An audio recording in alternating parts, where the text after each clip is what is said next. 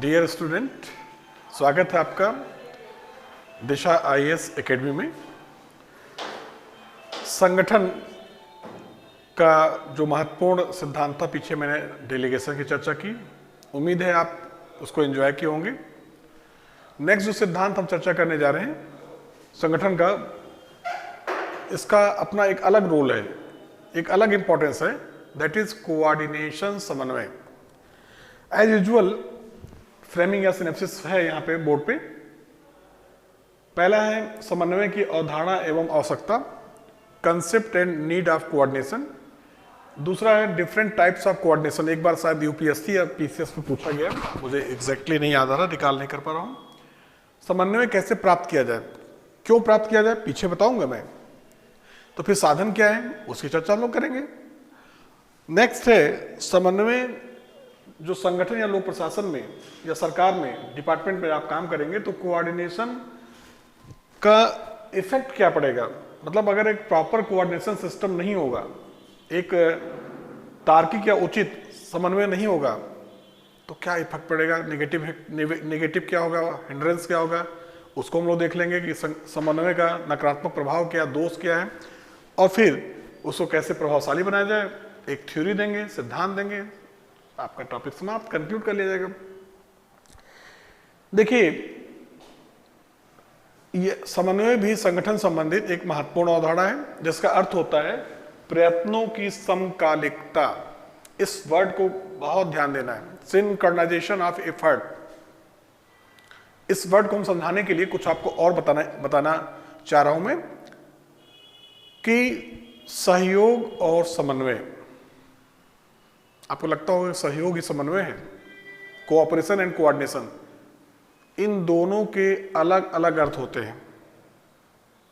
सहयोग क्या होता है, दो या दो से अधिक व्यक्तियों का आपस में सामूहिक प्रयास, यही सहयोग है।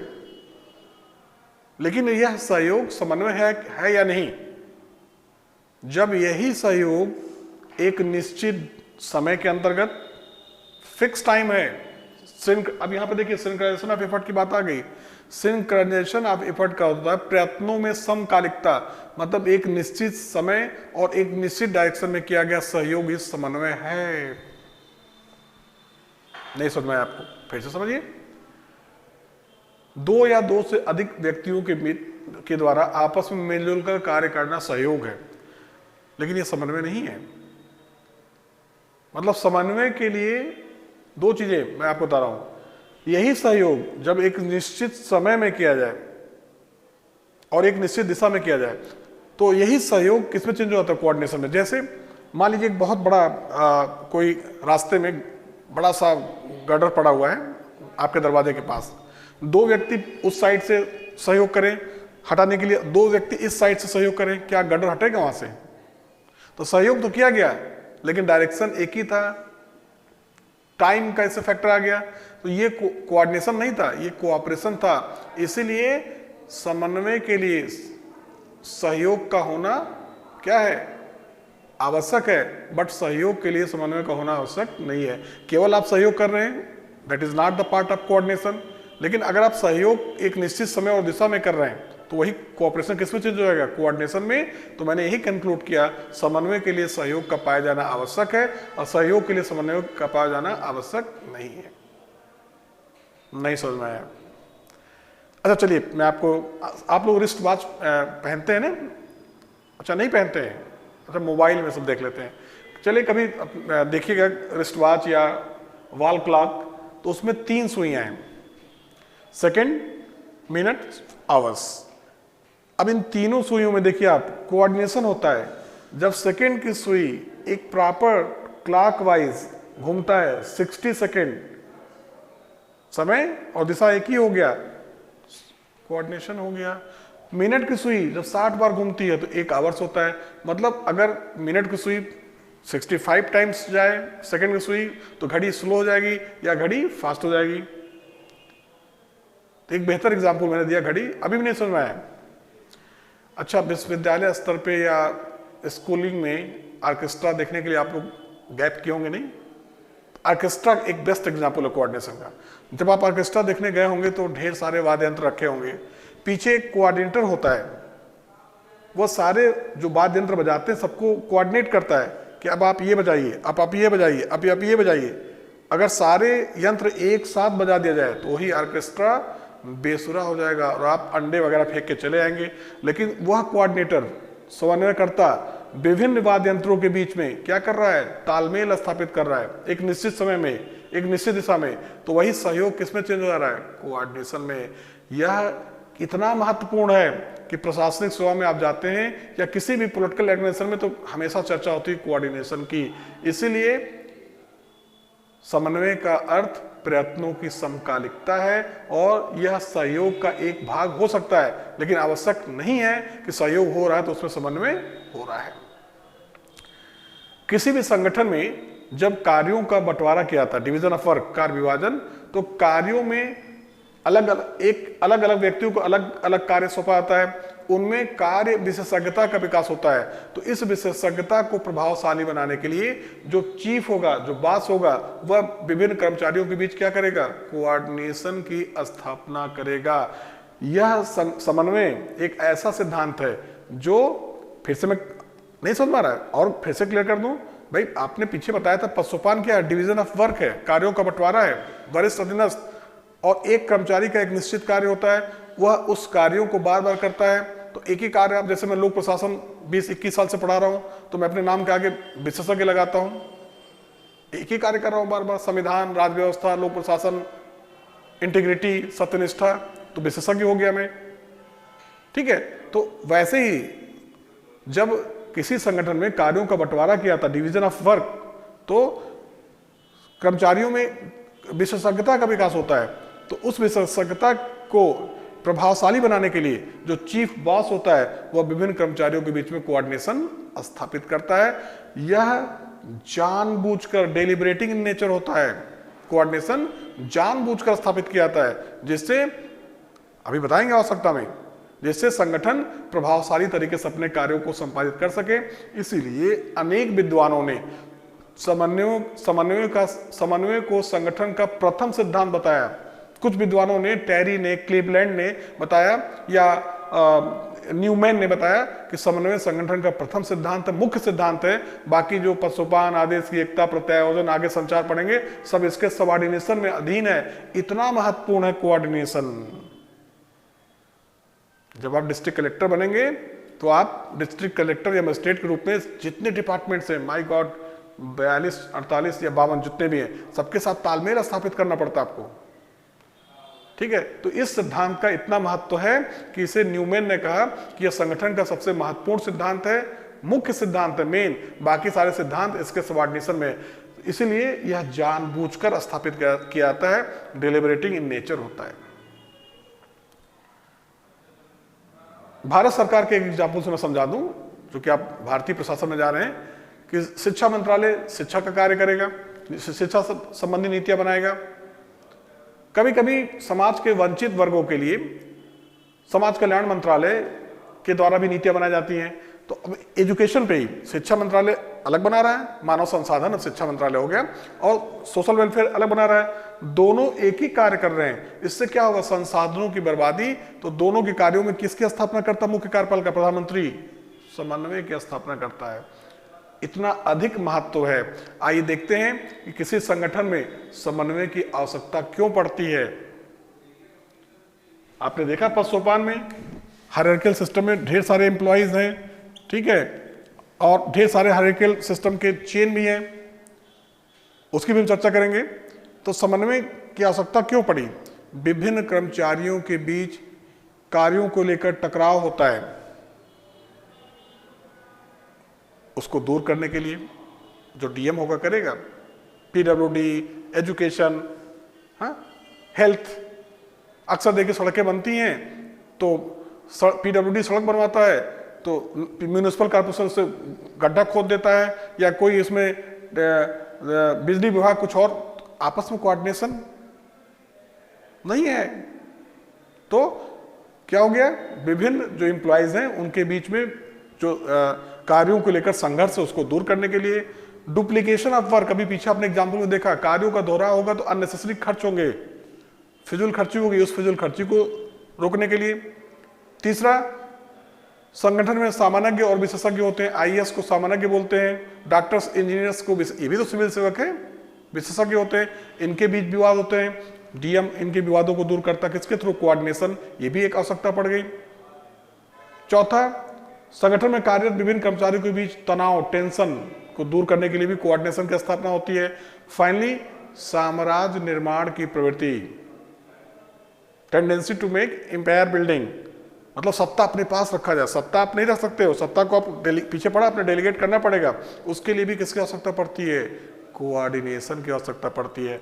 तो देखिए, आपने कंसेप्ट और नीड को देखा, इससे आपको समझ में आ रहा होगा कि ये वास्तव में आप प्रशासन में, लोक प्रशासन में जा रहे हैं तो कोऑर्डिनेशन को आपको जानना चाहिए।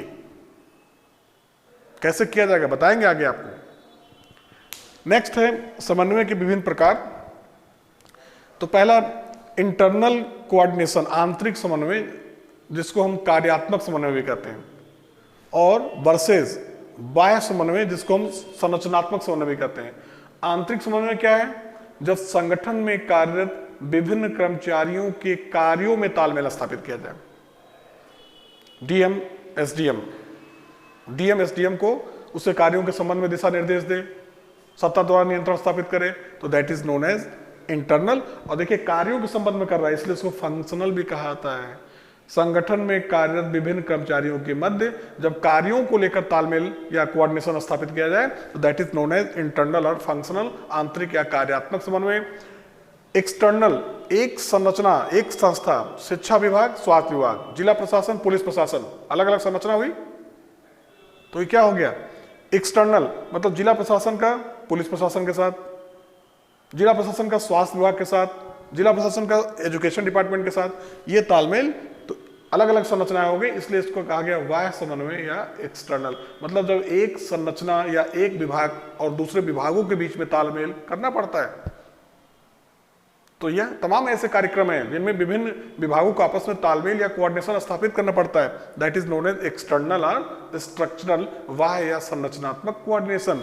दूसरा जो मैंने किया है, हॉरिजॉन्टल वर्सेस परपेंडिकुलर, जब समान स्तर पर तालमेल स्थापित किया जाए, जैसे डेलीगेशन बताया था, संचार में भी बताऊंगा आगे नेक्स्ट टॉपिक में। जब समान स्तर पर आपस में तालमेल स्थापित किया जाए, समान लेवल के अधिकारियों के बीच में, जैसे एक एसपी दूसरे एसपी के साथ, एक डीएम दूसरे डीएम के साथ, हॉरिजॉन्टल। और जब परपेंडिकुलर, ये देखिए, वरिष्ठ अधिकारी अधीनस्थों में सत्ता के प्रयोग के द्वारा कोऑर्डिनेशन स्थापित करे तो उसे हम कहते हैं लंबवत या परपेंडिकुलर कोऑर्डिनेशन। लास्ट में साइमन ने कैटेगराइज किया है, ये कैटेगरी, ये पूछा गया कहीं शायद यूपीएससी में या कहीं, साइमन ने इसको बताया है, पीसीएस में पूछा गया, सब्सटेंटिव यूपी पीसीएस में, और प्रोसीजरल। जब का सब्सटेंटिव मतलब होता है मौलिक समन्वय और प्रोसीजरल मतलब होता है प्रक्रियात्मक समन्वय, हिंदी माध्यम। जब कार्यों की मूल प्रकृति के मध्य समन्वय स्थापित किया जाए, जैसे जो कार्य किया जाना है, डिस्ट्रिक्ट मजिस्ट्रेट जब वहां पे, जैसे पुल बनना है तो पुल कितने दिन में बनेगा, कैसे बनेगा, कैसे नहीं बनेगा, कितने दिन में बनेगा, क्या उसकी कार्य प्रणाली होगी, वगैरह वगैरह, लागत क्या आएगा, ये जिला प्रशासन में डीएम देखता है। वह संबंधित विभाग के साथ, कंसर्न डिपार्टमेंट के साथ कार्य की मूल प्रकृति के बारे में तालमेल स्थापित करेगा। प्रोसीजर मतलब प्रक्रिया। अब जो चीफ इंजीनियर अपने जो सबऑर्डिनेट्स हैं, क्या बोलते हैं, सुपरिटेंडेंट इंजीनियर, एक्सियन, एईजेई, कितनी लागत में बनेगा, क्वालिटी क्या होगी, वहां जब तालमेल स्थापित किया जाएगा, मतलब जब प्रक्रियागत तालमेल स्थापित होगा तो उसे कहते हैं प्रोसीजरल कोऑर्डिनेशन। और जब हम कार्य की मूल प्रकृति के बारे में, that is known as substantive. तो माय डियर स्टूडेंट, बहुत आसान है, आपको समझ में आ रहा होगा। मैंने आपको समन्वय के विभिन्न प्रकार की चर्चा, डिफरेंट टाइप्स ऑफ कोऑर्डिनेशन की बात कर दी। तो आइए देखिए, जब इतना इंपॉर्टेंस है समन्वय कोऑर्डिनेशन का, तो कैसे इसकी प्राप्ति होगी, हाउ टू अचीव कोऑर्डिनेशन। दो तरीके से, यहां पे देखिए, समन्वय की प्राप्ति के साधन, पहला औपचारिक साधन, फॉर्मल मतलब निश्चित जो लिखित होगा, नियमों पर आधारित होगा, वो औपचारिक साधन हो जाएगा। और दूसरा अनौपचारिक साधन भी होता है, अनौपचारिक साधन, इनफॉर्मल। औपचारिक साधन में भारत सरकार के स्तर पर या कहीं किसी भी देश में आप देखेंगे तो विभिन्न साधनों का प्रयोग किया जाता है। हम चूंकि भारतीय प्रशासन में देखेंगे या इंडियन एडमिनिस्ट्रेशन की चर्चा करेंगे तो विधायी स्तर पर अगर देखा जाए, जो विधायी संसदीय नीतियां कानून बनते हैं तो उस स्तर पर देखा जाएगा तो एक समिति आपको पढ़ाएंगे सेकंड पेपर में, कैबिनेट कमेटी, कैबिनेट समिति। ये क्या करता है? Cabinet committee assist cabinet to make policy. Cabinet समिति कैबिनेट को नीतियों के निर्माण में क्या करता है? सहायता करता है नीतिगत स्तर पर, नीतिगत स्तर पर। नीतिगत स्तर पर भारत सरकार में कैबिनेट निर्णय लेता है। कैबिनेट के पास इतना समय नहीं कि वो सभी पॉलिसी पे ध्यान दे, तो सारे पॉलिसी कहां भेज दिए जाते हैं? कैबिनेट कमेटी में। अच्छा, भारत में अधिकांश कैबिनेट कमेटी का अध्यक्ष प्राइम मिनिस्टर होता है, तो कैबिनेट कमेटी अप्रूवल दे देगा, कोऑर्डिनेशन स्थापित हो जाएगा। भाई जैसे कोई मंत्रालय कोई प्रोजेक्ट बनाएगा तो पर्यावरण मंत्रालय की अनुमति, लॉ मिनिस्टर की अनुमति, विधि मंत्रालय, फाइनेंस मिनिस्ट्री की अनुमति, तो इन सबके साथ कैबिनेट कमेटी की बैठक होती है। उसमें कंसर्न डिपार्टमेंट का जो मंत्री होगा, सचिव होगा, जाएगा, वहां पे कैबिनेट कमेटी डिसीजन ले लेती है। तो ये हो गया नीतिगत। जब नीतियां बन जाती हैं, क्षेत्रीय स्तर पर क्रियान्वित किया जाता है, तो कैबिनेट सचिवालय है, पढ़ाऊंगा सेकंड पेपर में। मेन रोल इसको एज ए कोऑर्डिनेटर बोला ही जाता है। भारत सरकार के विभिन्न केंद्रीय सचिवालय, पीएमओ के साथ कोऑर्डिनेशन, राज्यों में विभिन्न सचिवालयों के साथ कोऑर्डिनेशन, नीतियों का समय समय पर प्रॉपर इंप्लीमेंटेशन, नीतियां उचित तरीके से क्रियान्वित हो रही कि नहीं रही, उसका जांच या कोऑर्डिनेशन। एक और पहला हो गया। दूसरा, अंतर विभागीय समितियां। मैंने प्रशासन पर जन नियंत्रण में इसकी चर्चा की है। इंटर डिपार्टमेंटल कमेटी, आपको याद आ रहा होगा, भूल गए, सुनिएगा। जन नियंत्रण ये क्या होता है? अंतर विभागीय समितियां प्रत्येक विभाग के अधीन होता है, जिसमें जनता के रिप्रेजेंटेटिव होते हैं। ये क्या करते हैं? विभाग और जनता के बीच में नीतियों के निर्माण को लेकर कोऑर्डिनेशन स्थापित करते हैं। बहुत डिटेल मैंने पढ़ा है, वहां देख लीजिएगा। तो अंतर विभागीय समितियां भी विभाग और जनता के बीच नीतिगत मामलों को लेकर कोऑर्डिनेशन स्थापित करते हैं।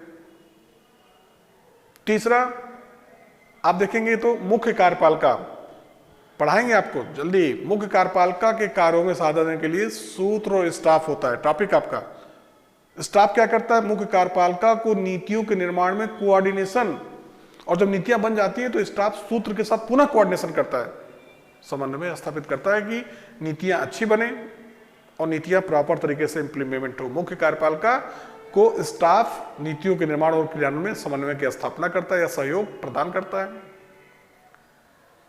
इसके अलावा पदसोपानिक स्तर पर प्रत्येक वरिष्ठ अधिकारी सत्ता के माध्यम से अधीनस्थों के कार्यों में नियंत्रण, मतलब ही समन्वय हुआ। तो पदसोपान में जो चेन बना हुआ है, जो हायरार्किकल चेन है, जो पदसोपानिक शीर्ष है, प्रत्येक वरिष्ठ अधिकारी सबऑर्डिनेट को पदसोपानिक प्रक्रिया के माध्यम से कोऑर्डिनेशन स्थापित करता है। माय डियर स्टूडेंट, बहुत इजी है। आप जब जाओगे प्रशासन में तो ये सब चीजें आपको दिखाई देंगी। फिर कुछ स्कॉलर्स हैं, विद्वान हैं लोग प्रशासन के। उर्विक ने कहा कि अभी चर्चा मैंने किया कि किसी भी संगठन में सत्ता के प्रयोग के द्वारा कोऑर्डिनेशन की स्थापना की जाती है। लूथर गुलिक का मानना है नेक्स्ट कि कभी कभी सत्ता फेल होता है, अधीनस्थ कहता मैं नहीं मानूंगा, तो इमोशनल ब्लैकमेलिंग की जाती है। विचारों के द्वारा कोऑर्डिनेशन थ्रू डेलिबरेशन, विचारों द्वारा बैठ के इमोशनल टॉक करके, बातचीत करके, विचारों के आदान प्रदान के माध्यम से भी कोऑर्डिनेशन की स्थापना की जाती है। तो एकमात्र महिला चिंतक जो मुझे पसंद है, मतलब महिला नहीं पसंद है, उनके आइडियोलॉजी, भाई देखिए प्लीज, महिला चिंतक की जो आइडियोलॉजी है वो पसंद है।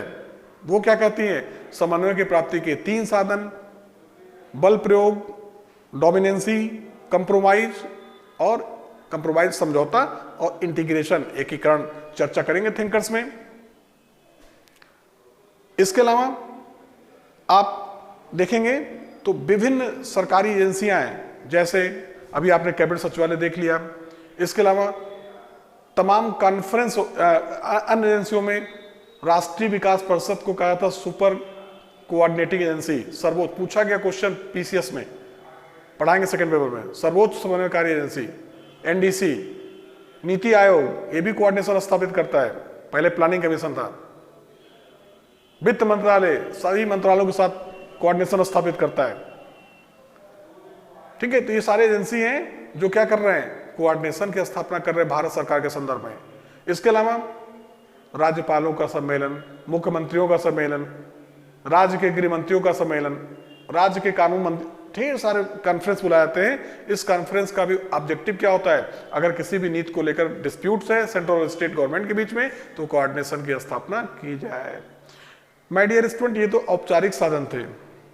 अनौपचारिक साधन भी आपको बता दिया जाए, डिनर और कॉकटेल। कॉकटेल से तो खुश हो गए आप, चेहरे पे आपके प्रसन्नता के भाव देखने को मिल रहे हैं। डिनर में आप पहुंचते हैं तो बड़ा अनौपचारिक माहौल होता है। आप पहुंच गए, आपका बॉस पहुंच गया, अरे भाई शर्मा जी कैसे हो, सर ठीक हूं, अरे वो फाइल, अरे रखो यार फाइल, सर इसमें ये प्रॉब्लम, अच्छा लाओ बताता हूं। यहाँ तो बाई चांस डिनर में कभी कभी अवॉइड कर जाते हैं, लेकिन जब कॉकटेल पार्टी चलती है तो वही शर्मा जी अपने बॉस के कंधे पे हाथ रखते हैं, सर आप बहुत डांटते हो। जब गले के नीचे वो पेय पदार्थ आप ले लेते हैं तो फिर सारी बाधाएं दूर हो जाती है, मतलब कोऑर्डिनेशन की स्थापना हो जाती है। तो डिनर भाई भारतीय संस्कृति में इसे अच्छा नहीं माना था, लेकिन विदेशों में देखिए, आपको याद होगा जब एक अश्वेत पर शिक्षक पे हमला किया था पुलिस ने, प्रोफेसर पे, तो राष्ट्रपति ओबामा ने क्या बुलाया था, बियर पार्टी, विवाद को दूर करने के लिए। तो पश्चिमी देशों में तो ये सब मान है, हमारे देशों में तो आप कहेंगे सर क्या शिक्षा दे रहे हैं। मैं शिक्षा नहीं दे रहा हूं भाई, आप इससे दूर रहिए, लेकिन जब बड़े आप IAS PCS बनते हो तो आप जाते हो कॉकटेल पार्टी में, तो वहां पे भी डिपार्टमेंटल अगर कोई इशू होता है तो उसको रिजॉल्व किया जाता है। तो डिनर और कॉकटेल पार्टी अनौपचारिक साधन हो गया माय डियर स्टूडेंट। ये सारे बताने के बाद क्या बाधा है, क्यों नहीं प्रॉपर कोऑर्डिनेशन स्थापित हो पाता है। पहला, जो संगठन में कार्य कर रहे हैं व्यक्ति, उनके आइडियोलॉजी में डिफरेंसेस होते हैं, विचारों में। बॉस कुछ कहेगा, सबऑर्डिनेट कुछ और सोचेगा। दूसरा, जो बॉस है या सबऑर्डिनेट है, ज्ञान नहीं है। वही बात जो डेलीगेशन बताया, लोक प्रशासन ज्ञान ही नहीं है, बुद्धिमत्ता का अभाव, इंटेलिजेंसी नहीं है, नेतृत्व का अभाव, लैक ऑफ लीडरशिप। आप leader who is leader, who lead an organisation. आप खुद आगे बढ़िए, आप नहीं काम करेंगे तो आपको सबऑर्डिनेट काम नहीं करेगा। तो लीडरशिप का अभाव, जितना बड़ा संगठन होगा, आकार, जितनी उसमें जटिलताएं होंगी, समन्वय की प्राप्ति में बाधा होगा। और आपके अंदर एडमिनिस्ट्रेटिव स्किल होना चाहिए, सब इंटरव्यू में पूछा जाता है।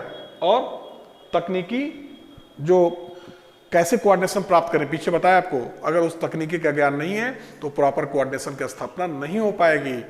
तो कैसे स्थापित किया जाए, अगर संगठन में डिस्प्यूट्स है, तो एक थ्योरी दिया था क्लीवलैंड विश्वविद्यालय के विद्वान, सिराकुज विश्वविद्यालय के विद्वान हार्लन क्लीवलैंड, इन्होंने एक सिद्धांत दिया था, टेंशन थ्योरी, तनाव का सिद्धांत। टेंशन थ्योरी, तनाव का सिद्धांत। और इस टेंशन थ्योरी में क्लीवलैंड ने क्या बताया, क्लीवलैंड ने बताया कि किसी भी विभाग या संगठन में जानबूझकर ऐसी योजनाएं बनाई जाएं जिससे उस विभाग से संबंधित विवाद स्पष्ट हो जाएं। प्लानिंग इस प्रकार करे, चीफ एग्जीक्यूटिव, विभाग का जो मुख्य कार्यपालक है, वह इस प्रकार योजना बनाए, इस प्रकार प्लानिंग करे कि संगठन से संबंधित जो विवाद हो स्पष्ट हो जाए। और जब माय डियर आपको विवाद मालूम हो जाएगा तो अगर आप चाहेंगे तो समाधान प्रस्तुत हो जाएगा, कोऑर्डिनेशन की स्थापना हो जाएगी। निष्कर्षतः समन्वय एक संगठन में एक बहुत ही महत्वपूर्ण प्रक्रिया है जो जानबूझकर स्थापित किया जाता है, जो संगठन में विभिन्न कर्मचारियों के मत विवादों को दूर करता है, भ्रम उत्पन्न नहीं हो पाता है, अहं का टकराव को रोकता है, वगैरह वगैरह। इसलिए समन्वय संगठन संबंधित महत्वपूर्ण सिद्धांत है। तो एंजॉय कर रहे होंगे आप, तो अच्छी बात है। अगर कोई समस्या हो तो प्लीज बताइए मुझे। अगला जो लेक्चर होगा काफी इंपॉर्टेंट है, सभी इंपॉर्टेंट है, संचार, उसकी चर्चा करेंगे, लेकिन एक छोटे से ब्रेक के बाद। Thank you so much.